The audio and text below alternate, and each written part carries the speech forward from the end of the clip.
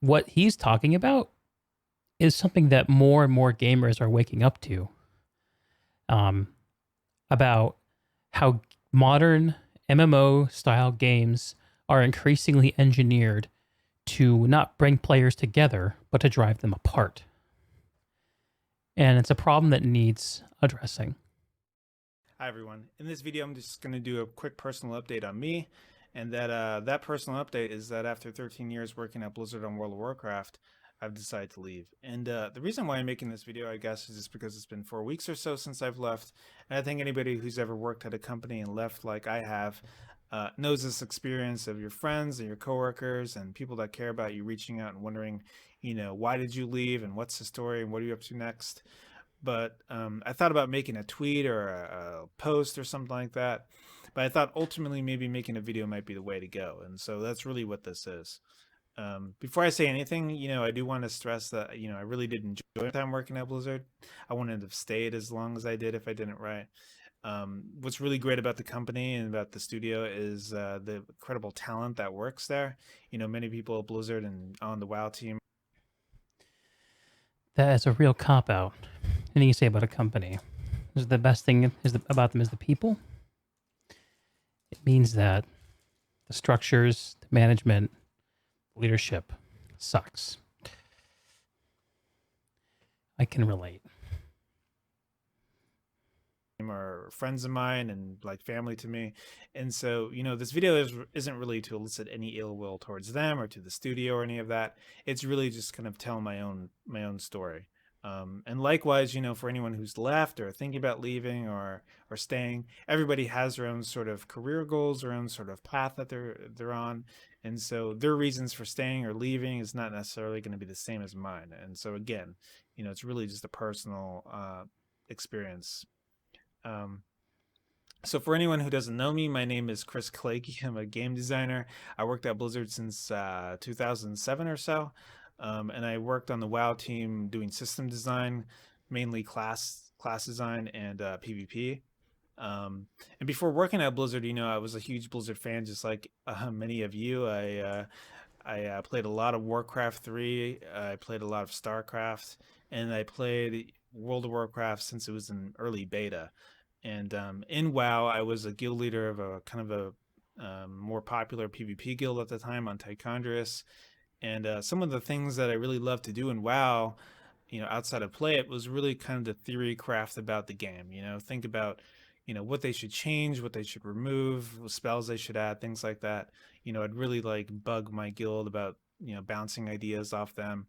I would do these fake patch notes that would go viral where I would list out things that I felt like they should change in the game, um, and things that I predicted they would change. And I think they went viral right because people really did think a lot of those changes should be added, and in fact a lot of times they would add them later on. um, and one thing led to another, and I kind of met someone who worked at Blizzard through my server, and I sent him a lot of my ideas and things that they should change, and they started to add a lot of those ideas to the game. And one thing led to another, and they kind of suggested maybe I apply to be a designer there, and I did, and the interview went well, and kind of the rest is history. And you know, one of my original goals when I started to work at Blizzard was really not just class design, but also PvP. I was a big PvPer as well, and but the thing is, the team was a lot smaller than I imagined. I think as a player, I thought, well, they probably have a warrior designer and a priest designer and a hunter designer, and they all hang out and go to Starbucks. But the reality was that the team was a lot smaller than that, and it was really kind of me at the time for a while, just me and another class designer, this guy Kevin Jordan, who really designed out a lot of the early classes. Kevin Jordan. This was the other guy doing class design other than Kevin Jordan. Why does he look like he could be KJ's son? And so this was like around production time of Wrath of the Lich King, and there was a lot of class design that happened that expansion. I remember one of the first things I worked on was I wanted to change the discipline priest's pain suppression, because at the time it would only work on the priests, but I wanted it to work on allies and on allies as well. And so that really kind of transformed the spec from just being for you know to being more viable in PvP and also in raids. And that was kind of really one of my main focuses as well. Is just that the team at the time was very kind of on the fence of whether they wanted certain specs to be PvP specs or PvE specs. Should warriors mainly just be tanks in PvE? Should druids and paladins also have DPS specs? And for me, I felt it was sort of a duty to the player to really make all of these specs and classes viable in as many aspects of the game as possible. And so, really, that was one of my main early focuses. Some of the things I worked on, I set up a website with some list of things I've worked on, but I'll put it in the description below. But some of the things I worked on was the monk class. Was the main designer for the monk class. The Mistweaver really was the spec that I designed for myself, just kind of the way that I like to heal. I designed Never played it. No a lot of opinion. the PvP talent system, war mode. In Shadowlands, I some of the things I worked on was monk legendaries, the Shadow Priest revamp I did. And there's some other war mode content in there as well that I hope turns out well. And so, why did I leave? I think it's complicated, right? I think there's a lot of different reasons, but I think the main reason is just that, for a while, probably too long, I've just been kind of unhappy with the state of the game, right? And it wasn't until when Classic came out that I really kind of knew I was able to figure out why. And I think the reason why is that, in Classic, the vision of the game is very clear, right? It's big concepts like the world is the main character, the player is the story, the community is the content. And I think in the modern game, these pillars still exist, but I think to a lesser degree. And I think the vision in the modern game is a little muddled in that way. And so what are some examples, right? What do I mean exactly? One example I think is the concept of the guild. I think in Classic, the guild's a big deal, right? In order to do really anything at endgame, you really need to be in a guild. And so really what this does is it kind of creates interdependence among players where they kind of really need each other. Right. So he's saying the right thing, but in the opposite order. Dependence on other people is what creates the need for guilds. Hey, Van, how's it going? We're reacting to an ex-Blizz dev talking about why he left the company. Yeah, this is something that I've talked about before. Communities only get created if they solve a problem. Guild Wars 2 has this problem too. A game called Guild Wars, where the guilds have been designed out of it because they've created experiences that are where the atomic unit isn't the group. The atomic unit is the player. And each player is complete. But if you design a game where each individual player is an incomplete package, and you need to combine players to complete a package, then naturally communities form. That's what you want. In order to be successful. And I think this can feel really restrictive at times, but ultimately what it really does is it creates cohesion, it creates community. And I think over time, players kind of fought against this just because, they wanted to play the game solo, where they didn't really have to worry about other players or have to worry about like some guild leader barking orders at them. And, I think that's fair. And I think that makes a lot of sense. Then get the fuck out of the game. Sorry. There are so many games that exist right now that are so afraid of turning people away that they fail to actually decide who their game is for And if you don't pick who your game is for, then you're serving no one. This is so evident in so many places, so many games. So yeah, a game is supposed to be a challenge. A challenge is supposed to feel uncomfortable. The resolution of discomfort into comfort is supposed to be what you play for, and the means, and the guild being the means to achieve that is when you've created a game that successfully is an MMO. Like that is what an MMO is supposed to be. And WoW is an MMO, or supposedly it is. It's supposed to be. Sense, but I think ultimately it's big changes like that have really changed the game. Another example I think is the story. I think Warcraft and WoW has always had a story, but I think lately in the modern game, I feel like the story is such a bigger part of it. I think the characters and all their own dramas, I think, really kind of soak up a lot of air in the game. Whereas, I think in a virtual world and an MMO, really the players are the story. On classic, what. All right, but how do you pull that off? I'm very interested to see what he's going to say now, because I think it's very easy to make a new game really make it feel like the story is the player, but over time, as people find their deep ruts in the content, I think that gets harder and harder. And WoW is an old game. WoW is an MMO light nowadays, or at least last I played during Legion. Yeah, that seems to be what I've seen too. I'm actually planning on jumping into Shadowlands, and I've delayed it as long as possible so that I can experience the new Destiny expansion. I think I'm going to give Destiny a couple more nights, and then maybe one more night after tonight, and then I'm going to switch over to WoW and play some of the new stuff, at least see what it's like. And for the same reason I jumped into Destiny, of course, because that interests me, like as a gamer, but because I want to see what the heck they're doing. Because what he's talking about is something that more and more gamers are waking up to, um, about how modern MMO style games are increasingly engineered to not bring players together, but to drive them apart. And it's a problem that needs addressing. So let's keep listening.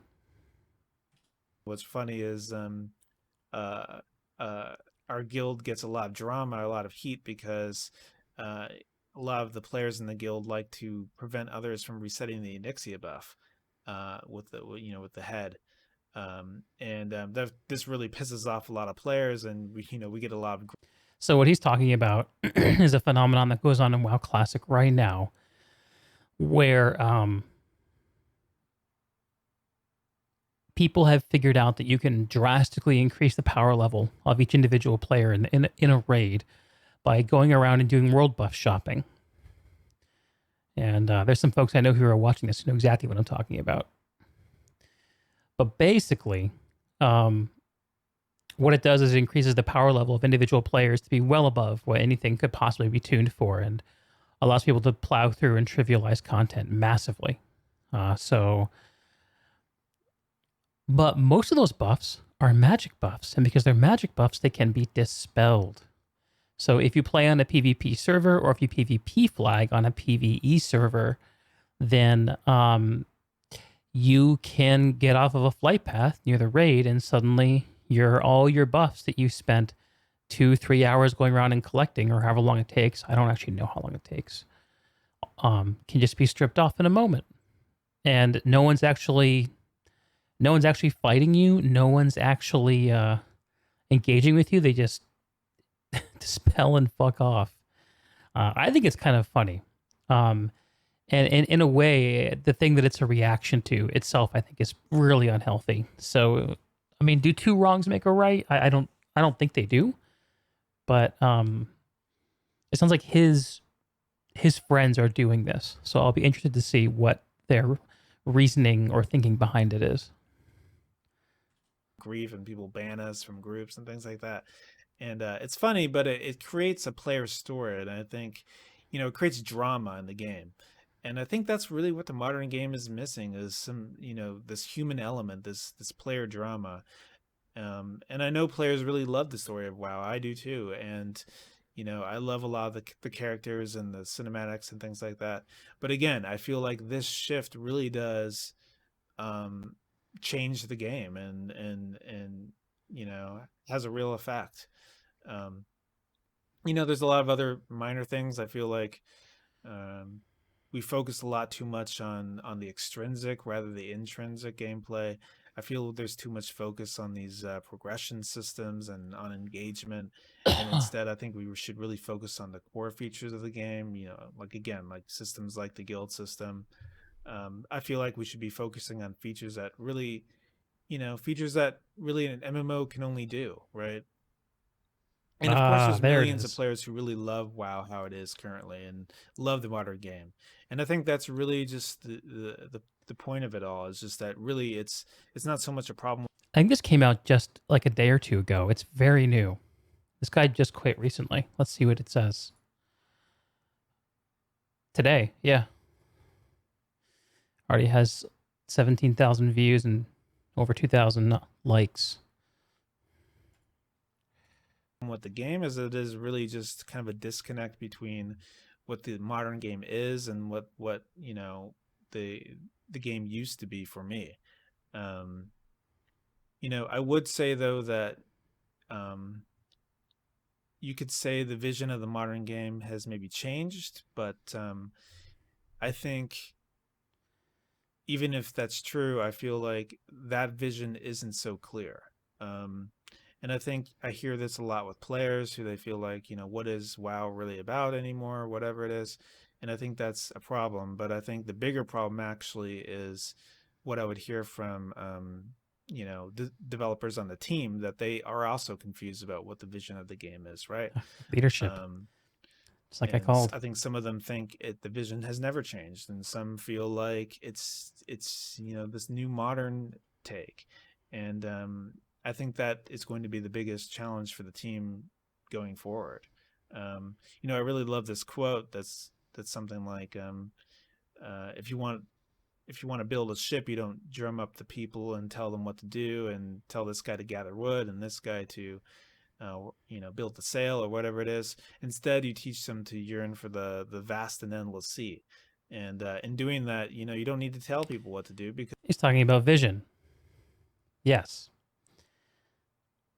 One of the most important things for producing anything with a group of people is that everyone have a shared vision and that someone be the vision holder or some ones be the vision holders. Because without that vision, people who are doing the work don't know how to guide themselves. People make 1,000 tiny decisions when they're making something, whether it's a 3D model or whether it's designing a quest or whether it's writing lore.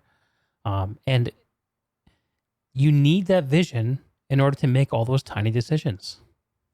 Otherwise, if you don't lead your people, then you get led by them, and you have this weird thing where the bottom where choices are made at the bottom up. A lot of tiny choices are made from the bottom up, and they're all over the place. It feels all over the place because it is all over the place. Um, I wouldn't be at all surprised if modern version of WoW is a game where only the biggest systems really got the kind of leadership level attention, and everything else was just kind of left up to um, contributors. It makes me think of Brad McQuaid and his death while Pantheon is still being developed. I don't know about that story. I'm not familiar with Pantheon, to be honest. You shoot me a link to that, Van? Anyway, let's see what else. What's this guy's name? Chris Kaleiki. Chris. Let's see what else Chris has to say. because they just know where they're going, and what the goal is. And so yeah, I really feel like if there's a big challenge for the WoW team, it's really to figure out what that vision is and what the modern game is and how it differentiates from classic.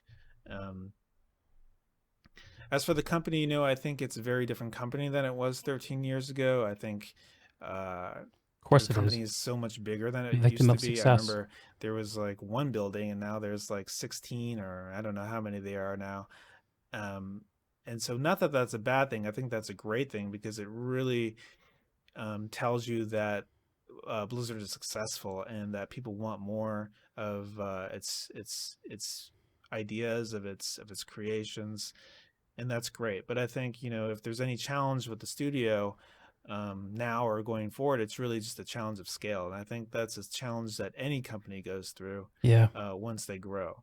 Um, and so, but I think ultimately, I think WoW and Blizzard will persevere. I think they have incredibly talented people that work there, and I think the IPs are so strong and great. And so I think really ultimately long term, WoW and Blizzard will be totally fine. Um, but I think this brings it back to me now, which I think, all these things have sort of forced me to. We'll be fine. He means they'll be financially successful. Which, if you're a gamer, is not necessarily what you want to hear. If you're an investor or a stockholder, that's what you want to hear.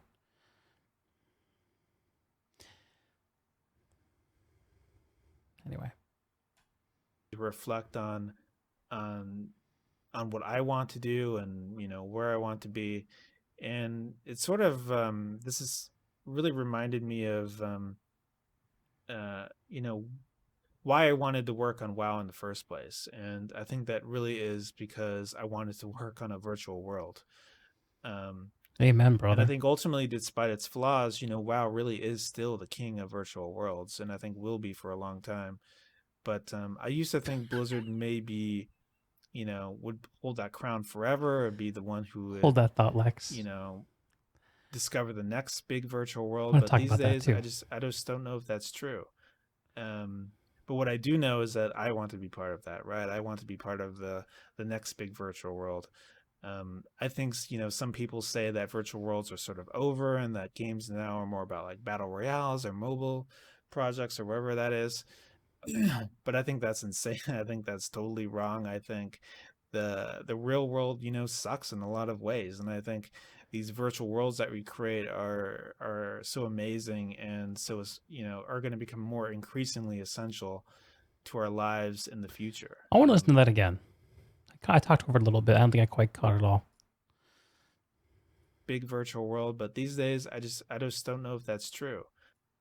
Um, and I think ultimately, despite its flaws, WoW really is still the king of virtual worlds, and I think will be for a long time.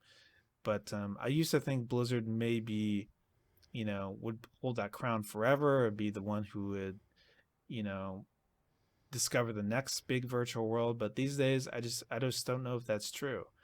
Um, but what I do know is that I want to be part of that, right? I want to be part of the next big virtual world. I think some people say that virtual worlds are sort of over and that games now are more about like battle royales or mobile projects or wherever that is. But I think that's insane. I think that's totally Yeah. wrong. I think the real world, sucks in a lot of ways, and I think these virtual worlds that we create are so amazing and so are going to become more increasingly essential to our lives in the future. So if the future is going to be virtual worlds, that's really what I want to be a part of. And so that's where Before I moves on, I just want to reflect that I don't think that the real world sucking is a good reason for virtual worlds to exist. Maybe I'm just insane. This man is jaundiced. He does look rather yellow. Notice that. Um, I don't know. Maybe it's just the lighting, or maybe he's put on some makeup. I don't know. But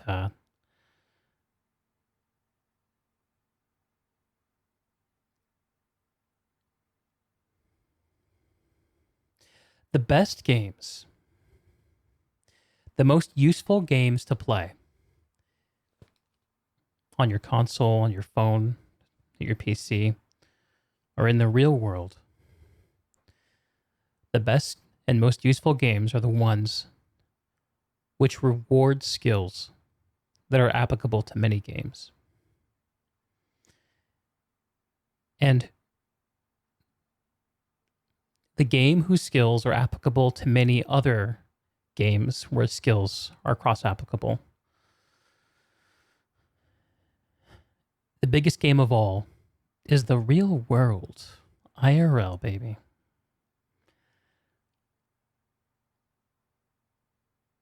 I think seeing virtual worlds as an escape from other worlds is fine. Like, it's okay.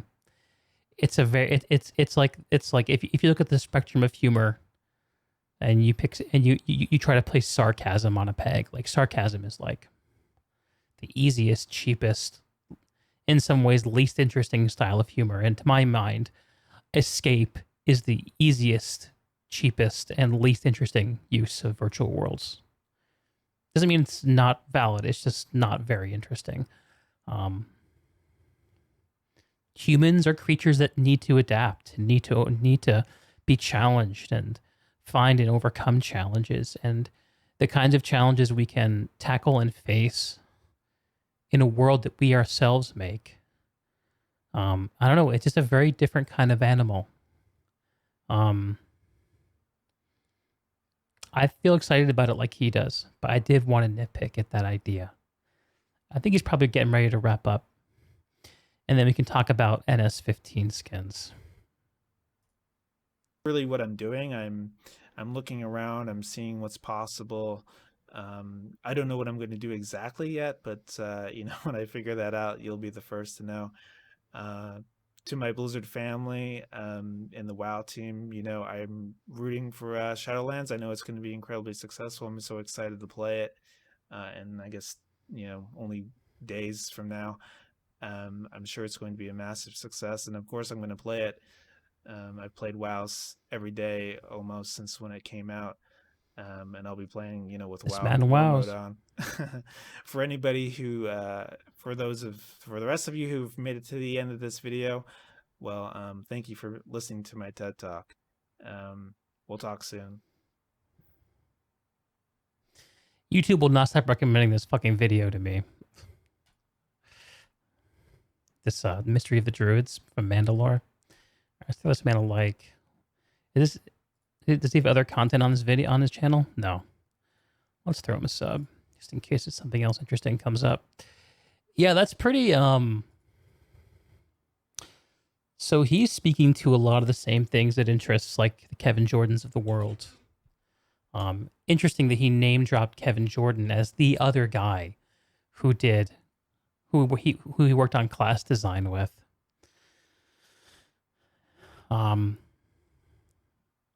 I like what he had to say about guilds, but I wish he would have taken it a little bit further. But this is not meant to be an involved thing. He's just giving people answers. But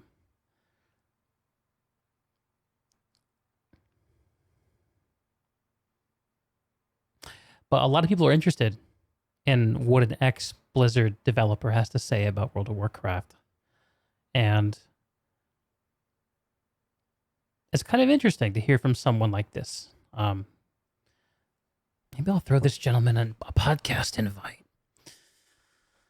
I'm sure he's getting them thrown at him left and right now, but maybe I'll make it through. Yeah, another thing that he said that I thought was kind of cool is that how WoW Classic kind of clued him in to the whole community thing being missing. And I get that. I think still the most popular video on my channel is one I made talking about my feelings about WoW Classic before it released. And it was kind of a chicken shit video. I didn't really say anything terribly controversial. It's actually very short. Let me see if I can find it. But essentially in the video, I just said I think that WoW Classic is going to really reinforce some things that have been lost along the way by games like World of Warcraft.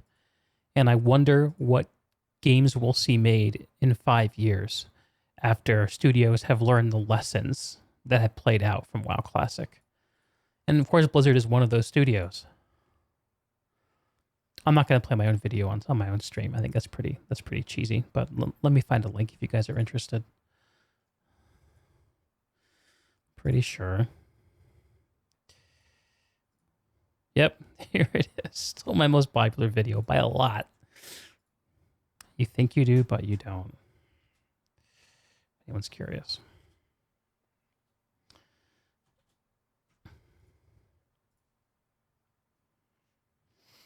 And yeah, that's what I think about Chris Kaleiki and his lovely video. Come on the podcast, Chris. Love to talk more.